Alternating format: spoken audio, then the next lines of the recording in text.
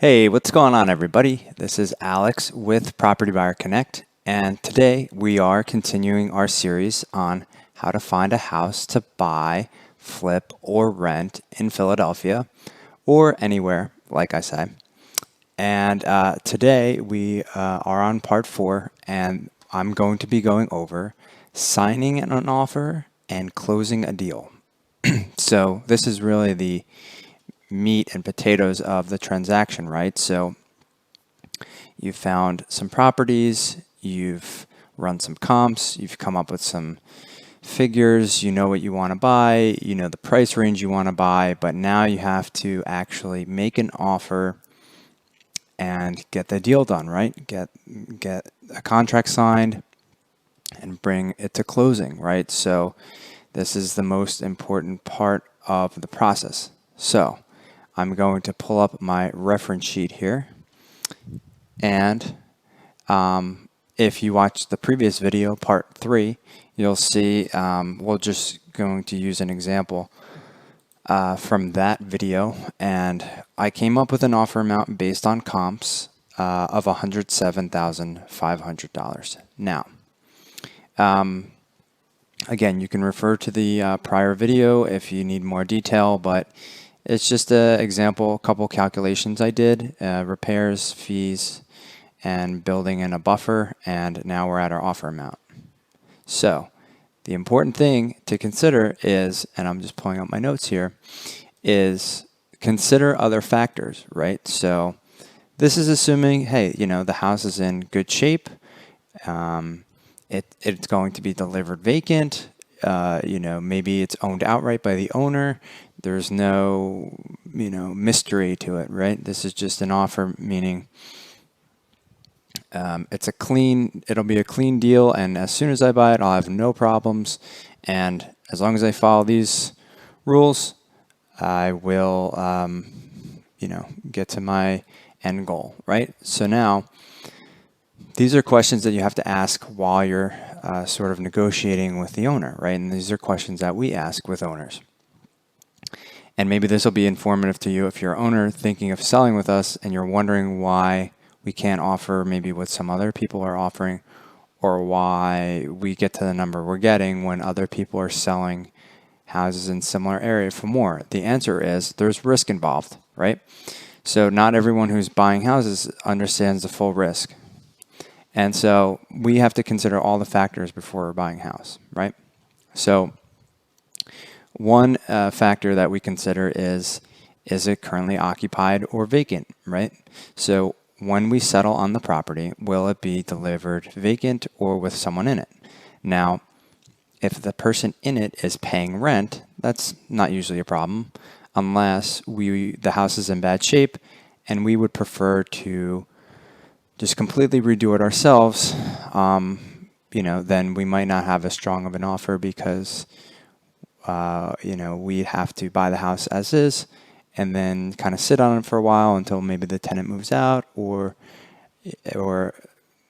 something else happens where we have to wait a while until we rehab it.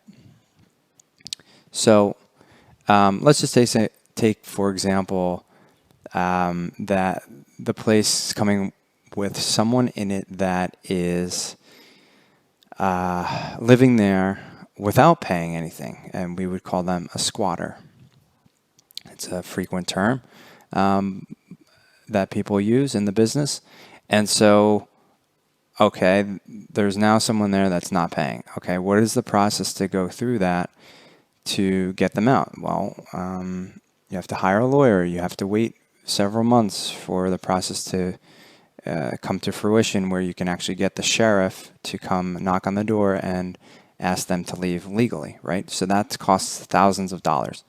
So say there's a squatter in there, we might deduct $10,000 from our offer amount because, we've had experience with this. There's holding costs involved in holding a house. There's legal costs. There's risk involved. Now, maybe I'll do another video. There's other ways to deal with non-paying occupants in a house, but this is just an example, right? Or another thing you want to ask for and kind of flesh out before you make your final offer is, does it have a large outstanding mortgage or liens? For example, unpaid liens are basically just, sort of something placed on the house in exchange for paying a debt. So if they haven't paid their water bill, they can get a lien on their house. A lien is also a mortgage or a loan when you use the house as collateral, right? So if you're offering $107,500 for a house, but they owe $150,000 because of a mortgage or a second mortgage or a HELOC, that deal is not really going to work out. Then you have what's called a short sale, and that process could take very long, and it might not even be worth pursuing, right? But these are questions you have to ask. You have to see if the house is currently in probate, or if there's heirs involved, or if it's part of an estate, because that process also could take a while to play out. And especially if there's multiple family members involved, there's differing opinions, and not everyone wants to do the same thing as the administrator, so it can get complicated. So you have to sort of discount that in your offer, right? So you might take a variety of these factors in consideration and discount your offer by $15,000, and then what you would get is an actual offer amount of $92,500.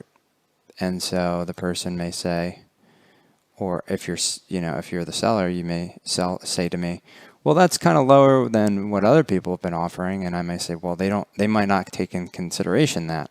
Also, of course, there's market factors involved, right? So in a hot market, if you really want a certain neighborhood, or maybe you own other properties on the street, or maybe for whatever reason you really desire this specific property, people are going to pay more for it, right?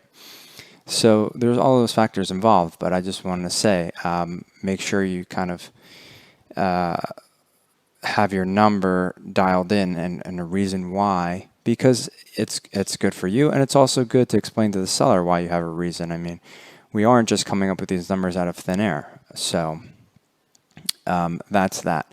So moving on to the agreement. So now you have, say, you offer this, and you work it out with the property owner that this is an okay number for them. All right. So you have to send them a contract, right?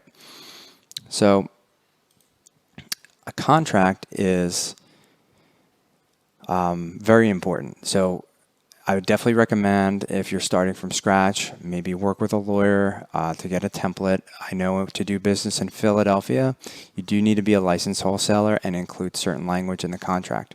I'm sure in other areas as well, they may have different regulations. So if you're looking to do that in different areas, you definitely have to be cognizant of that, right? So you have your contract, and you send it out to the seller, and then they sign it, and that now you're under agreement, right? So once you're under agreement, really before you're under agreement, you should have a title company chosen. Now, what's a title company? A title company is super important. They are the company that's going to flesh out all of the potential pitfalls of buying the property. They'll find the hard to find liens. They will find issues in the chain of ownership, and they will handle all the money and all the transactions to make sure that everything is smooth from start to finish. So I cannot stress enough that finding a good title company is important. A bad title company can kill an entire deal. We see it happen all the time. And they really are key. So once you order a title report from them, they will start to send you information. So they may require, for example, if it's an estate, they may require signatures or different documents from the estate in order to move forward. They may uncover that the property really is owned by someone else and not the person who says that they own the property, who signed the contract. They may find a lien that was placed on the property that through your own public research or through just speaking with the seller wasn't uncovered. All of a sudden you're dealing with a $30,000 demolition lien or something from the city, right? So the title company is your friend. And so what you want to do is work with the title company and the sellers on those issues, and just stay really close contact to make sure everything goes well. And assuming that you have a signed agreement and you work out all the title issues and you have a settlement date, then you can get the settlement. The title company will handle all the paperwork for you, and you can close on your deal. So again, I'm sort of explaining this process for both sides, right? So if you're new to this and you're learning, this could be informational for you. If you're looking to work with us, this could be informational for you because you can see how our process works. We take every step very seriously. We're very methodical on how we calculate our offers, and we pay special attention to who we work with to handle our title, because we want to make sure the transaction is smooth. We have relationships with several different title companies across the city, and we're here we can pretty much handle anything. We've seen every situation. So again, reach out to us with any questions. I will drop all of our info below, as I always do. And thanks for watching this video, and I hope you got something out of it. And we'll see you next time. Take care.